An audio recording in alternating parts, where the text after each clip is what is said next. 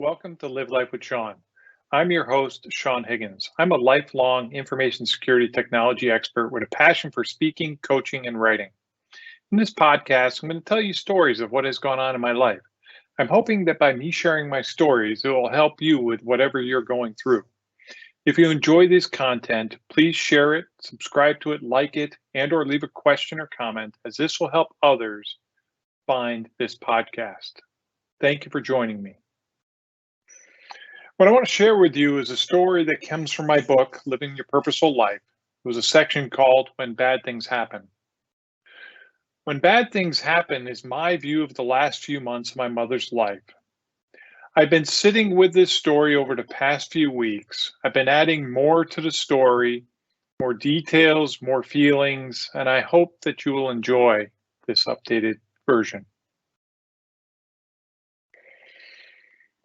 Back in 2010, my mother turned 70 years old. On her birthday, I know I called her and wished her a happy birthday, and I knew we were going to do more for her 70th.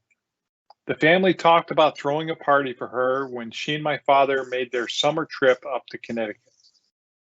Once we knew when they would be in Connecticut, the planning started, and the invites were sent out to our friends and family to all join us for the 70th celebration.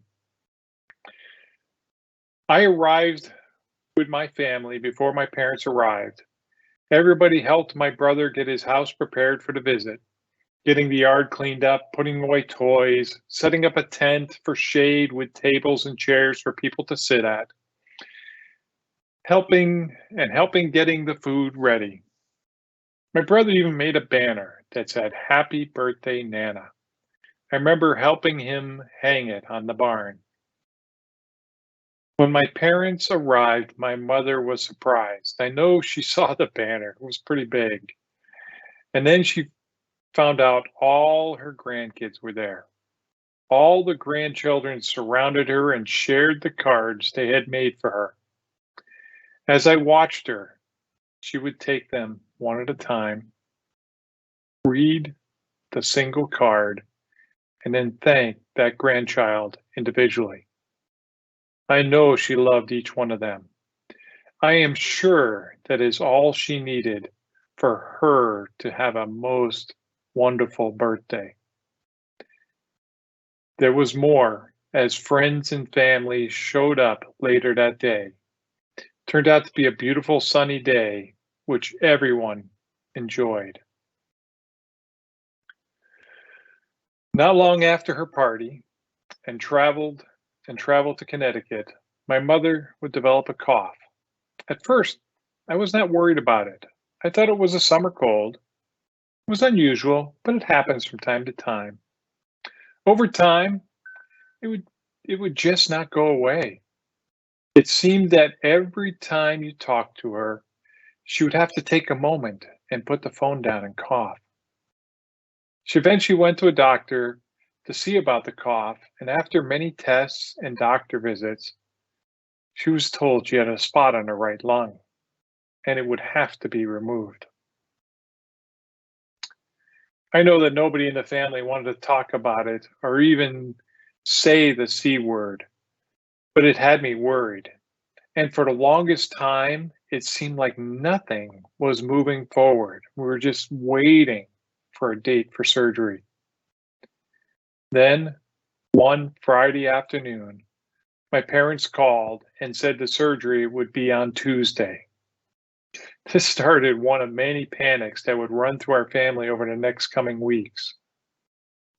We were told that after the surgery, it would take my mother several weeks to recover. So, as children, we figured it would be good for each of us to take a turn to help my mother through her recovery. We started talking about who would go when. I was traveling at the time, and I figured out a way that I could arrive on Wednesday, the day after the surgery. I could have arrived on Tuesday, but I did not want my father to worry about the surgery and getting me from the airport. As I remember, I believe my sister was planned for the week after that, and then my brother's after that. So, initial crisis averted. On the evening after the surgery, my father called and told me that instead of just removing a spot on her lung, the doctor removed the entire right lung. Whew. Second crisis. Lots of questions, no answers. I knew I had some work cut out for me when I arrived to get some answers from my siblings. I don't remember much about the flight down, but I met my father at the airport on Wednesday mid morning and we went to lunch. At lunch, he warned me to be prepared because my mother did not look well. So after lunch, we got to the hospital and I looked at my mother and I said, "Yeah, she does not look good, but I'm not really surprised about her appearance. She just had major surgery, so I, kind of expected it. That's what it would be like." The real surprise came when the nurse came in and she started to explain that she felt that my mother had suffered a stroke. The nurse then started to walk my mother through a series of simple tests. She asked my mother to smile, and the left side of her face did not respond. She asked my mother to squeeze her hands, and she could not lift her left hand. She asked my mother to say a simple phrase, and my mother slurred some of the words. The nurse explained that these were typical signs that somebody had had a stroke. The nurse said that they had called a neurologist to do an official assessment and that he would be by later that day. This was the next crisis. Now, I have to admit, first off, knowing that my mother had lost a lung and now most likely had suffered a stroke, I was a little bit freaked out. I was so freaked out that I hardly collected any information that would have been helpful to help my family understand what was going on, especially my sister. Sorry. My sister is a nurse, and she would want to know all the details, especially since she could then explain it back to us, and we would have a better understanding. I tried to call my sister when I left the hospital or as we were leaving the hospital, couldn't get a hold of her. And she called me after we had left the hospital, and I think she was just a little bit upset with me. And I understand. I was freaked out, and not having the information for her made her panic as well. I did at least write down all the questions that she wanted answered and promised I would get them as soon as we returned to the hospital. When my father and I returned early in the evening, first, my mother was looking much better. Some of the things she was unable to do before were better. She was more alert, and her communication was better. They had given her a ball so she could work on her left arm. She was frustrated at not being able to pick it up.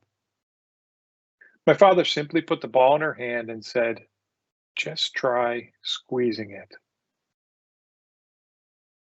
And as I think of him saying that now, it was one of the most loving and supportive things I think I ever heard him say to her. We had a nice visit, and when we were getting ready to leave, my mother was so proud to announce she was able to squeeze the ball with 2 fingers. Even her smile was starting to come back. On the way out, I made sure I stopped and talked to the nurse to ask all the questions that my sister wanted answered. The nurse was very helpful and took time to explain things to me and even helped me spell the medical terms so I could pass the information on correctly. My sister did feel better, but told me that she would be coming the next evening with my brother. The next morning, while my father and I were sleeping, the hospital called. I don't think that either of us were able to get to the phone in time. After hearing the message from the hospital to call them about my mother, my father and I could only think it was bad news. Took a big deep breath. My father called him back, only to receive a simple message from my mother. Please bring my glasses. Phew, that was a big sigh of relief. Another crisis averted. When we arrived at the hospital, my mother continued to show more and more improvement. She was doing much better with the ball, and her conversation was much clearer. She complained many times during that visit that the nurse had kept her up all night just to make sure she was okay. We had a couple more visits with my mother that day, and each time she seemed a little bit better. That evening, my brother and sister arrived, and we gave them all the updates we had and prepared to go see my mother in the morning. We all went to the hospital to see my mother the next morning, and again, my mother was showing more and more improvement. There was a plan in place to move her out of the ICU into another area of the hospital, which was a big relief. It was some wonderful news about her progress.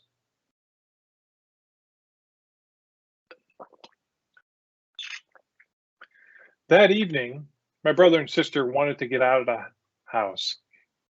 I'm not a big bar guy, but I went along anyway. It was a cool night, so my father gave me a University of Connecticut jacket to keep me warm.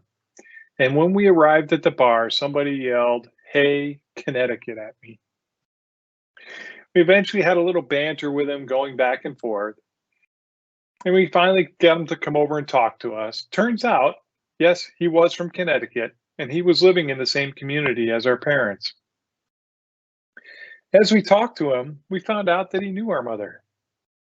Not only had his kids taken swimming lessons from her at the community center, but also in grade 6, she was his teacher. And he credited her with him making it to the 7th grade. Wow. You just never know the impact you have on people. On Saturday, my mother had been moved, and my sister and brother spent most of the day with her. I spent the time with my father. That evening, we all got together at the hospital, and my mother was doing great. She was up walking, her sense of humor had returned. She was determined to get better. As we wrapped up our visit, I said goodbye as I was returning home on Sunday morning. At that time, I had no idea that would be the last time I would say goodbye to my mother.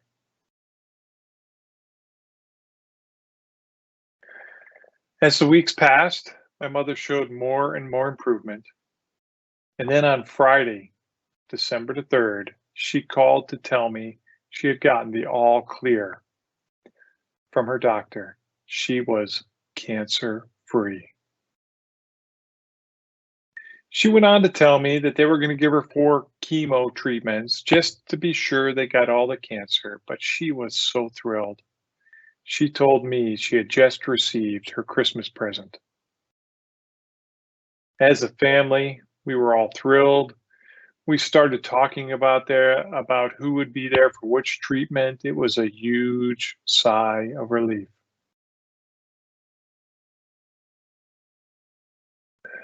The party was short-lived. A few short hours later, my mother was gone.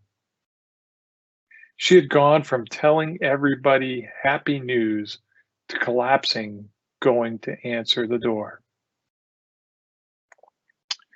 When I received the call, I was at a birthday party for a coworker. The party was just getting started, and after I got the call, I was in total shock. I just went into autopilot mode. I don't remember feeling anything but emptiness. I said goodbyes and explained why I was leaving and drove home with my wife in silence. I remember breathing very slowly in disbelief. I remember gripping the steering wheel tight, trying to come up with some words to say, but I just had none to say. When I got home, I had a hard time telling my daughter that Hannah had died. I took time to plan the trip, to pack, and try and get a few hours of sleep. At 2 a.m. on Saturday morning, I started my journey to Myrtle Beach. I was kind of still on autopilot, just trying to get there to be with my father and siblings. Thankfully, my Starbucks was open 24 hours a day, so my first stop was to pick up a chai for the drive to the Buffalo airport. When I went through the drive-through to get my chai, the barista gave it to me for free. I love Starbucks. When I got to the border, the custom agent asked if I was going for business or pleasure. I just simply replied, neither. He just let me go through without any more questions. Once I cleared security at the airport, I went to one end of the airport, found a corner, and cried for the first time. I sat there with tears just rolling down my face, just coming out. I was half hoping somebody would come over and half hoping I could just be alone. Thankfully, it was the latter. I hardly remember the flights down to Myrtle Beach. I think I put my headphones on and listened to music as we flew. I was the first one to arrive in Myrtle Beach around mid-morning. I was met by my father, and we just hugged. My sister and brothers all arrived around noon to Myrtle Beach, each with a different level of shock. One of the first things that we had to do was go to the funeral home and talk to the director. He gathered some information and said he would write the obituary, which we would later find out was a big mistake.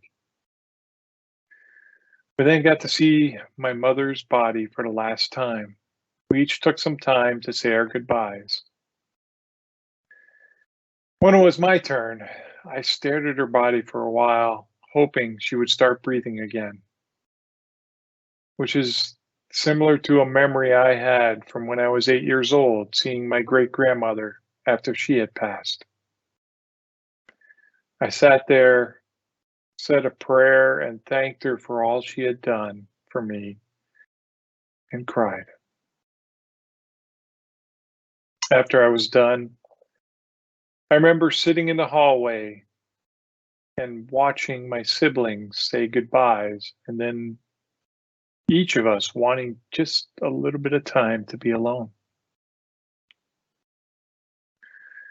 My father had gone first, and then was the last to say goodbye to his wife of 48 years.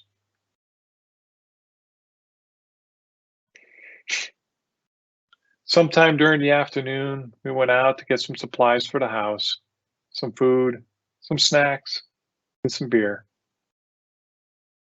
That evening, we gathered in the kitchen, sharing family memories. Most of them were about our mother.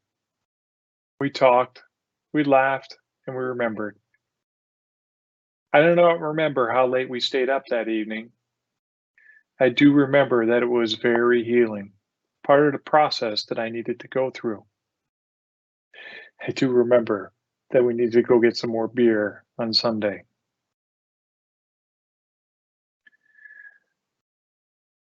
Early in the evening, my father left us alone in the kitchen. And for the first couple of nights, he slept in the living room in his recliner. He had a hard time going back into the bed that he had shared with his wife. I think we all just accepted it, as nobody questioned him or pushed him. We just let him do what he wanted to do. I remember getting up on Sunday morning and just needing to get out of the house for a walk. I just needed some alone time with my music and a walk. By the time I had gotten to the street in front of the house, I was crying. It felt good to be out in the sunshine, crying with my music on.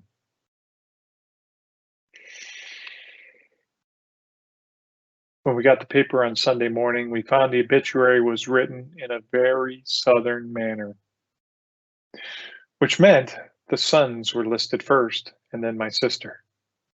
My sister was livid, and I couldn't blame her. She was second born and deserved to be treated like she was second born. We decided to never let this happen again. We decided we would write the obituary for my mother for the Connecticut papers. I started it, then each of my siblings added their own personal touch, and it turned out beautiful.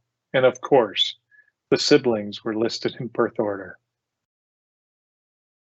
It was a very restless day on Sunday because there was nothing we could really get done. Everything was closed. Other than writing the obituary, we just putted around the house.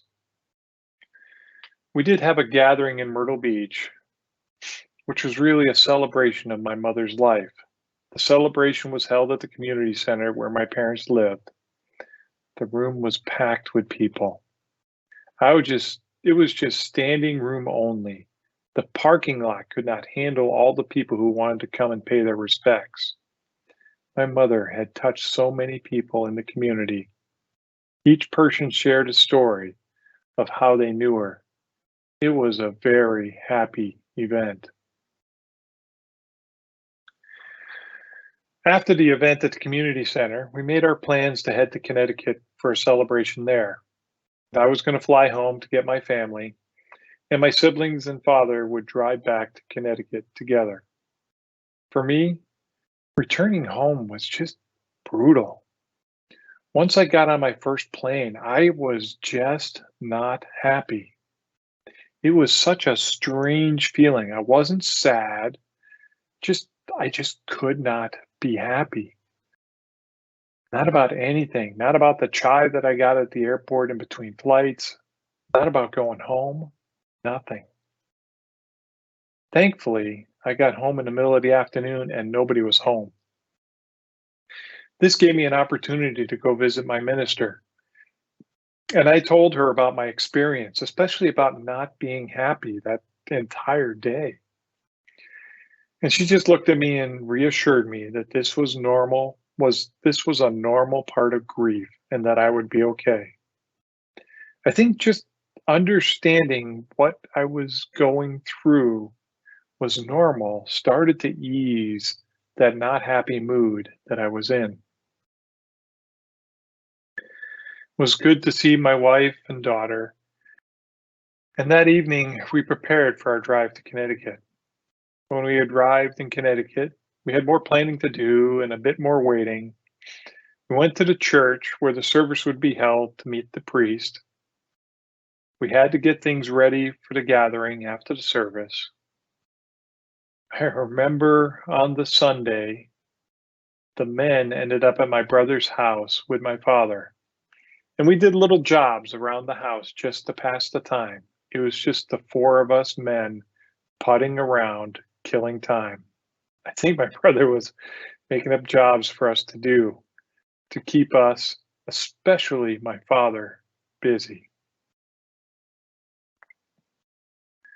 We had a nice service for my mother on Monday in my brother's church. The music was lovely, but I remember being filled with so much sadness and frustration because I wanted to sing the closing song for the service, and I was just unable to. I could not hold back my tears of sadness. I just squeezed my daughter and did my best to try and sing over the tears.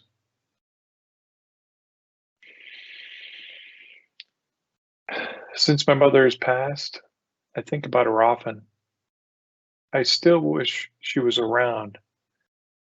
Most of the time, I remember the happy moments I spent with her, and I miss her. Sometimes, I'm overcome with her sadness. I'm overcome with sadness over her passing. On those days, I just sit with it. Sometimes I talk about it, sometimes I write about it, and once in a while, I share it on a podcast. You can listen to episode 13 about my reflections on Greece. I just know that grief will show up when it needs to show up. Excuse me. And on those days, it will come. And I've learned just to be patient with myself and know it will pass. It's part of the process.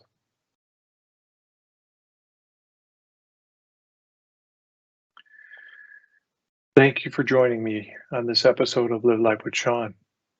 If you enjoyed this show, please share it, subscribe to it, like it, and or leave a comment or question, as this will help others find this podcast.